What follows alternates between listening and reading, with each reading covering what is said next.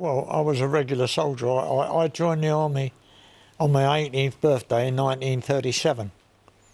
1937. 1937. Yeah, and I was actually on my way to India to join the 2nd Battalion, the Rifle Brigade, as Mr. Chamberlain was waving his bit of paper in the air, offering us peace in our time.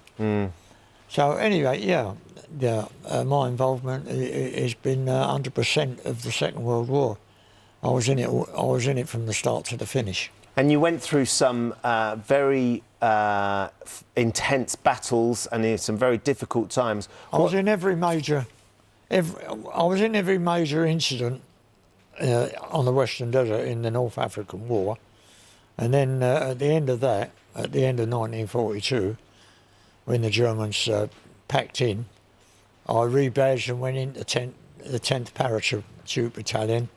So then we ended up in Italy. And of course, we came home from Italy in '43, ready for the second front. We didn't go into the second front actually, although we did get ready for it. I finally got captured. They finally got their hands on me at Arnhem. When we think of the moment when the guns fell silent, and we think of all the conflicts like World War II and all the many conflicts that have happened since, what are your thoughts? What are your thoughts when everyone's standing silent for that 2 minutes? My thoughts? Well, the stupidity of it all. I was just telling Aron here that last year I was at Salisbury at a historical festival run by the Daily Mail, and I was introduced to this German lad, Helmut, and he was the youngest German ever to get the Knight's Cross, and he got that at Alamein, less than about 800 yards from where I was on the other side and he got his Knight's Cross because all his crew got killed, and he carried on and knocked out 7 British tanks on his own. Potentially, which wasn't very difficult, seeing that British tanks were useless. But the utter futility of you two talking. I mean, when the two of us realised, we'd long realised in our life how stupid all these wars are. It's an ongoing debate, Aron, isn't it, that rages this weekend, particularly, as Victor was saying, for him will be thinking about what happened and why it had to happen.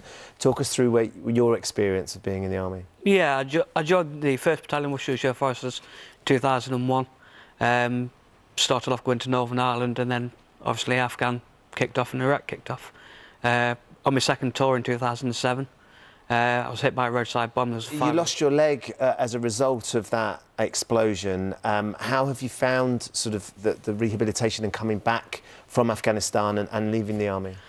It was hard to start off with, trying to get back to normality, trying to realise that I can't do what I used to be able to do. I can't run around a football pitch anymore. I can't pick up a rugby ball and do anything like that.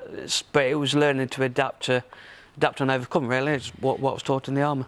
And on Sunday, we'll be wearing our red poppies as we have been for weeks, and thinking about the bravery of people like Victor, the bravery of people like you, the sacrifices you've made, and so many through the generations have made. And the money will go to the British Legion, who very practically have helped you, haven't they? Oh yeah, without a shadow of a doubt. I wouldn't have been able to drive down here last night without the help of the Royal British Legion. Back in 2010, the Department of Work and Pensions seen it in their right mind, if you can call it that I was no longer qualified for me blue badge. I appealed against it.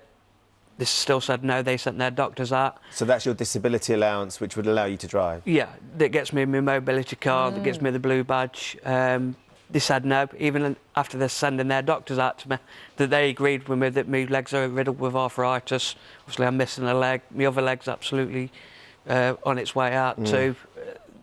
They agreed and still said no, so we ended up going to a tribunal about a year later.